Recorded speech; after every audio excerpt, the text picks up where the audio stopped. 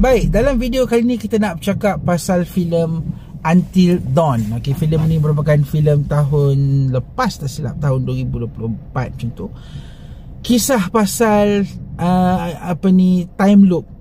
Best movie ni, memang menarik. Aku tak pernah main game dia, I'm not into games, tapi aku tahu filem ni memang adaptation daripada game. Okay, dan ini adalah review aku selepas aku menonton filem Until Dawn ni, yang diarahkan oleh David F. Sandberg yang pernah mengarahkan filem Lights Out. Okay, tapi sebelum kita bercakap lanjut, kita intro.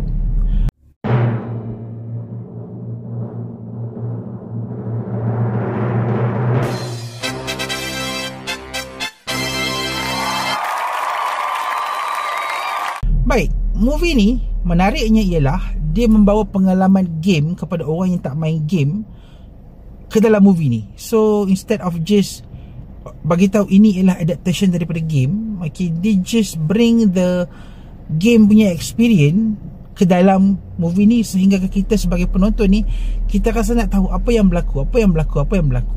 Kisah dia macam ni mudah saja, ringkas saja. Pasal satu kumpulan rakan ni, dia orang nak pergi cari adik kepada one of their best friend lah. So dia orang bertemu dengan sebuah rumah. Dekat dalam rumah tersebut adanya missing person punya tampal, and they find out that dekat situ berlakunya time loop. Okay, di mana setiap kali dia orang gagal untuk keluar daripada malam tu, keluar untuk lari daripada dibunuh dekat dalam rumah tu. Okay, kalau dia orang gagal, dia orang dibunuh, dia orang akan mula balik malam tu sampailah akhirnya dia orang jadi something else. Okay, baik. Movie ni aku boleh katakan menarik untuk sebuah filem yang bergenre horror macam ni. Filem ni blend in dia punya dia punya elemen time loop, elemen misteri, elemen horror, elemen jump scare. Semuanya di blend in dengan sangat-sangat bagus lah. Dia tak ada rasa macam, yalah, selalunya filem time loop ni kita akan tengok repetitive scene sampai bila-bila. Tapi dalam filem ni dia tak bermain dengan repetitive scene. Dia bermain dengan semua perkara adalah setiap masa-masa yang berulang itu banyak kejadian-kejadian lain yang akan berlaku di luar daripada cycle yang kita selalu tengok. Kan macam kita tengok filem Groundhog Days, apa lagi yang filem Day After Tomorrow, itu genre action. Dalam filem ni genre horror pun dia cuba buat something yang lain lah. So kita tak rasa sangat dia punya repetitive scene sampai ke hujung, sebab in the end kita akan tengok macam mana dia orang ni struggle untuk keluar daripada malam tu. Adakah dia orang berjaya, adakah dia orang mampu, yang itu hampa kita tengok sendiri. Dari segi gore and violence, filem ni aku boleh sifatkan sebagai brutal lah.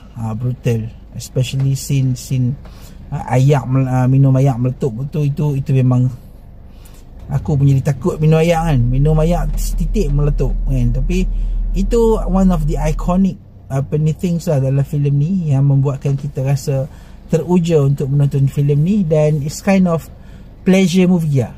Pleasure movie yang bagi aku memang enjoyable, memang menarik, dan memang bagi penggemar-penggemar seram, memang filem ni boleh layan. Okay, boleh layan. So aku rasa aku bagi filem ni 4 bintang lah. 4 bintang sebab ending dia tu terlalu biasa. Dan maybe itu adalah plan dia orang untuk membawa kepada mungkin filem kedua ke apa ke.